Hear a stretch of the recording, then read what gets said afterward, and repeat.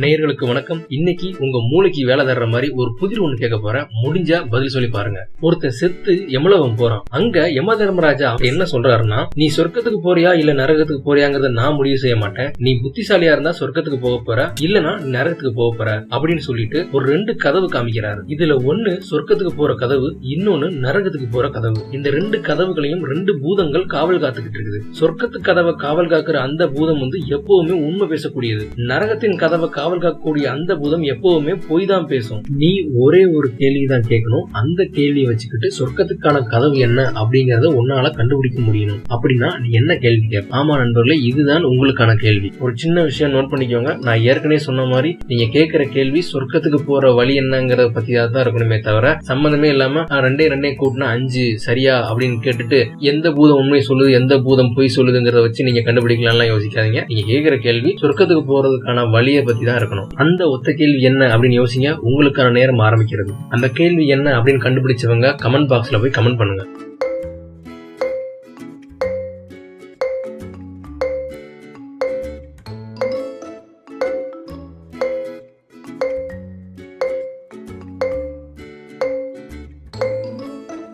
என்ன நேர்களை கண்டுபிடிச்சிட்டீங்களா? இன்னும் இல்ல அப்படின்னா வீடியோ பாஸ் பண்ணிட்டு கூட யோசிங்க. ஓகே நண்பர்களே, நீங்க சொர்க்கத்துக்கு போவதற்காக ஏதாச்சும் ஒரு பூதத்துக்கிட்ட கேட்க வேண்டிய கேள்வி என்ன அப்படின்னா, சொர்க்கத்துக்கு போறதுக்கான வாசல் என்ன அப்படின்னு இன்னொரு பூதத்துக்கிட்ட கேட்டா அந்த பூதம் எந்த வாசலை காமிக்கும்? இந்த கேள்விதான் நீங்க கேட்கணும். இந்த கேள்விக்கான பதில் எப்பவுமே நரகத்துக்கான வாசலை நோக்கி தான் இருக்கும். ஆக அந்த கதவை தேர்ந்தெடுக்காம இன்னொரு கதவு தான் சொர்க்கத்துக்கான கதவு. ஓகே, இதை இன்னும் உங்களுக்கு நான் தெளிவா சொல்றேன். 1ஆம் நம்பர் கதவு தான் சொர்க்கத்துக்கு போற கதவுன்னு வச்சுக்கோங்க. அப்போ அங்க இருக்கிற அந்த பூதம் எப்பவும் உண்மைதான் பேச போகுது. அதுகிட்ட நீங்க இந்த கேள்வி கேட்கறீங்க. அதாவது எப்படின்னா, இன்னொரு பூதத்துக்கிட்ட சொர்க்கத்துக்கான கதவு என்னன்னு கேட்டா அது என்ன சொல்லுன்ட்டு. இதுக்கு தெரியும் அது எப்பவுமே பொய் தான் சொல்ல போகுது அப்படின்னு சொல்லிட்டு. அப்போ இந்த நல்ல பூதம் நரகத்தோட வாசலை காமிக்கும். அதே மாதிரி 1ஆம் நம்பர் வாசல்ல இருக்கக்கூடிய பூதத்துக்கிட்ட சொர்க்கத்தோட வாசல் என்ன அப்படின்னு கேட்டா அது என்ன சொல்லும் அப்படின்னு இந்த 2ஆம் நம்பர் வாசல்ல இருக்கிற கெட்ட பூதத்தை கேட்டீங்கன்னா இதுக்கு தெரியும் 1ஆம் நம்பர் எப்பவுமே உண்மைதான் சொல்லுன்ட்டு. அப்போ அதுக்கு ஆப்போசிட்டா இது 2ஆம் நம்பர் கதவையே சொல்லிடும். எப்படி பார்த்தாலும் இந்த கேள்விக்கான பதில்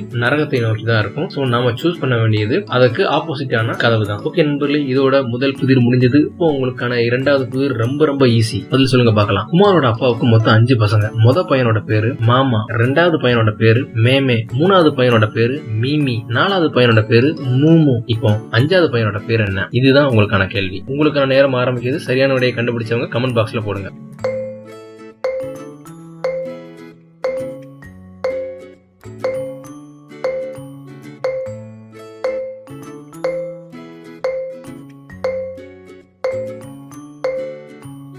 ஓகே நண்பர்களே, 5வது பையனோட பேர் மோமோ அப்படின்னு யாரெல்லாம் சொன்னீங்களோ தப்பு. நான் சொல்லும் போது கேள்வியை சரியா கவனிச்சவங்களுக்கு தெரிஞ்சிருக்கும். 5வது பையனோட பேரு குமார். ஏன்னா அவனோட அப்பாவுக்கு தான் 5 பசங்க அப்படின்னு சொல்லியிருந்தேன். ஓகே நண்பர்களே, இன்னைக்கு வீடியோ பிடிச்சிருந்தா இந்த வீடியோ லைக் பண்ணுங்க, உங்க ஃப்ரெண்ட்ஸ் கிட்ட எல்லாம் ஷேர் பண்ணுங்க. இன்னும் இந்த சேனலுக்கு நீங்க சப்ஸ்கிரைப் பண்ணலைன்னா சப்ஸ்கிரைப் பண்ணுங்க. இதே மாதிரி இன்ட்ரெஸ்டிங்கான இன்னொரு வீடியோல மீட் பண்ணலாம். நன்றி, வணக்கம்.